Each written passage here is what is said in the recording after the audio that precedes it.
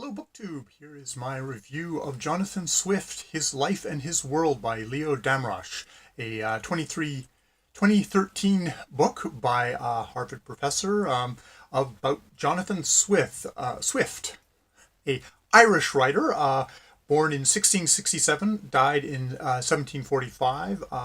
He's probably best known for Tale of a Tub, Modest Proposal, and Gulliver's Travels. He was an Anglo-Irish, part of the Protestant minority that ruled Ireland for the British, for the exploitation for the British.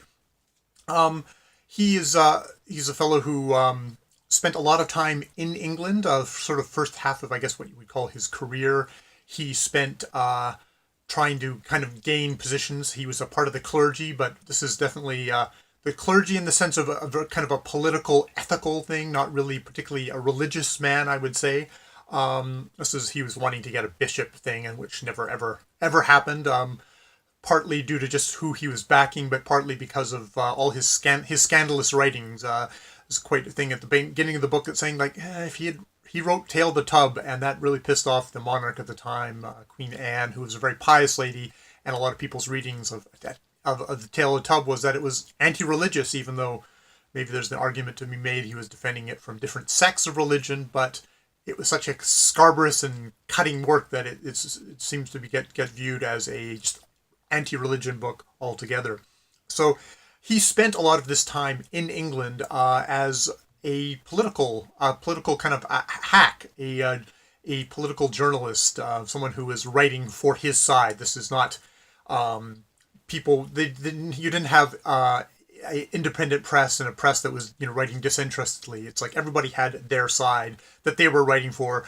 A lot of them were writing for money. Swift always put himself forward as someone who, I'm not writing for money, except he of course was writing to try and get in with the right guy so he could actually get a position. So in some ways he was going for the really big ring, all that. But he ended up backing the wrong horse. The really great thing about this book, His Life and His World, is that Damrosch does a really great job of explicating this time, the 1700s. This is the rise of the Whigs and the Tories in England.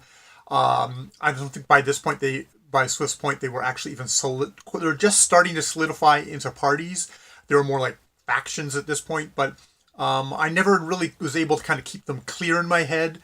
And I think the book helped me kind of come up to a sort of a kind of a super beginner's conception of what they were. That the Tories were basically about, we're going to make the landed gentry nobles, they're going to rule England for everybody.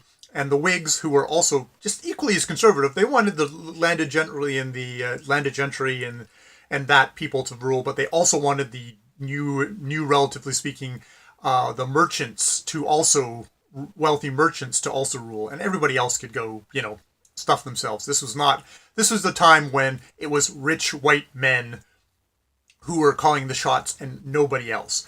And Swift, for a variety of reasons, some of them having to do with him being a Protestant in Ireland, backed the Tories, and ended up on the losing side. The Tories fell out of power. He ended up getting basically banished to England, kind of kicking and screaming the whole way. He's not a guy who was fond of Ireland. Ireland was not where he wanted to be. London was the center of the world. He wanted to be in England, but that wasn't to happen, and that spawned the second half of his career, which ended up with him becoming sort of the voice of kind of a new Irish nationalism, the kind of the modern Irish nationalism, at least starting that off as the germinating, as one of the forebears that then people would look back on. This is while still remaining very much someone who was Anglo Protestant Irish, and definitely did not get along with the Catholics and stuff like that. But Damrosch does a really good job of kind of capturing all this, the kind of the social, physical, political life, cleanly explained, engagingly explained. It was really good because I'd relatively recently I've read Boswell's Life of Johnson, and Samuel Johnson was a fellow who was actually probably one of the first great critics of Swift. He lived a couple of he was born a couple of generations after Swift, and kind of going through Boswell's book, which was very much a contemporary book. I was like really always trying to figure things out, and I wish I'd read this one first because it would have given me a much kind of clearer backbone, while at the same time giving me lots of information on Swift, who he was this very kind of secretive fellow, very prickly. I mean, he had to be secretive in the way that like none of his writings, I don't think any of his writings he actually published under his own name at the time, because he was writing deeply critical, savagely funny, savagely attacking the opponents, either his masters or the people that he was venting against, whether it was Britain exploiting Ireland for its goods while forcing them to buy their own things. He was savage, and this is a point of time where a lot of his publishers, they were the front men, and they ended up going to prison for his writings, and he had to be careful, like even like writing his letters that he was talking about. Oh, isn't that terrible that whoever wrote that Gulliver's Travels, or who wrote that pamphlet, even though it was him, he had to write that stuff in his letters because he knew his letters were getting seen through. The state was always there, always ready to repress and suppress people. This was not democracy. This was just small groups of men grasping power and savagely beating on anyone who they could with the mechanisms of the state. It also does a good job of just getting this kind of personality of Swift, of this very prickly, very brilliant fellow who felt he was very hard done by, even though. So a lot of it seems to be he's sort of sabotaged himself with his own writings. He just couldn't help himself. Also good going into his personal life. He had two very kind of passionate relationships with Stella and Vanessa, which were both nicknames of the women that he. Esther Johnson was Stella, and Esther von Homreit was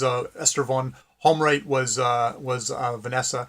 And it's funny is he never married them. He apparently never spent any time with Stella alone in the room without a chaperone.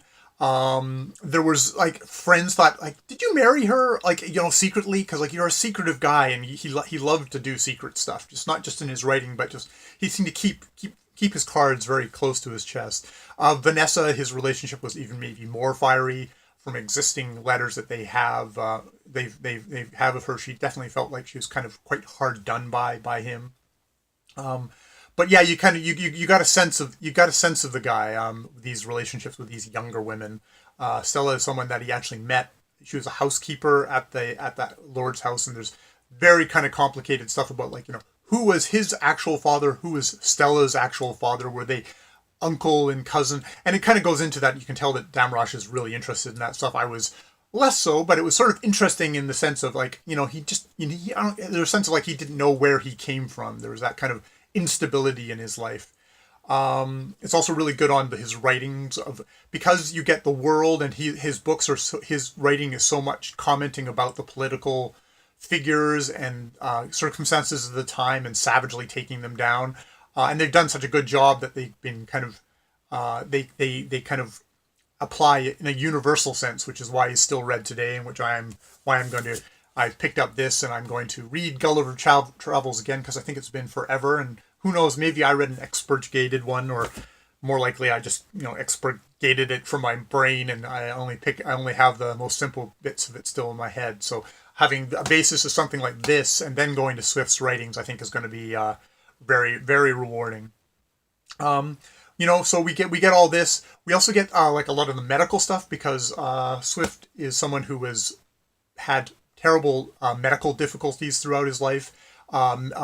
Miner's disease, saying it wrong, is a condition of the inner ear, which basically meant he had this kind of roaring sound in his ears at times, or giddiness, or he couldn't stand up straight. He was just, it debilitated him, and it unfortunately got worse as he got older. And it was one of these things that it was like it was a century later that they actually figured out what it was, but at the time no one knew, and you're subject to the just terrible medical practices at the time. Unfortunately for Swift, he also ended up with what's probably either Alzheimer's or dementia. as early as he died in 1745, but as early as 1720, he apparently pointed out a tree to a elm tree to friends, and that the top was decaying and withered, and he said, like, I shall be like that tree. I shall die at the top, which is what happened. By 1932, he had serious deficits in his memory, and by the end of his life, the last 5-6 years, he was under complete care. He had lost the power of speech. He had lost basically most of his mental facilities, which is really sad for someone who had been so sharp and so witty and so funny earlier in life, that would happen. So yeah, I mean, it's a great book. It gets you the personality of Swift. It gets you into his writings, into the world that his writings sprang out of. And it's one of these books where you get the sense of, yeah, Swift is sort of one of these guys who was standing on the kind of that splitting point of history, where we're getting the birth of nations, we're getting the birth of the modern politics with the Whigs and the Tories. That's the start of kind of political parties, because this is Britain is the start of what's going to develop into democracy. And him being one of the kind of very trenchant, clear, savage writers of that time, is someone who George Orwell has said, Gulliver Travels would be one of those books. Like, if they were going to destroy all other books, Gulliver's Travels would be the book that he would want saved. So very much worth a read. It's like 400 pages long. So as biographies go, this is a quick, detailed, but it doesn't wear you down with the details. I mean, a part of that is just the sort of, it's funny how quickly documentation can disappear, and how I think of the buildings of the physical stuff that's left. I think it's like St. Patrick's Cathedral in Dublin is like the only thing that survives of everything that everywhere he lived, or in stuff in Ireland. London obviously was a bit better. But yeah, so that is Jonathan Swift, His Life and His World by Leo Damrosch. More videos later.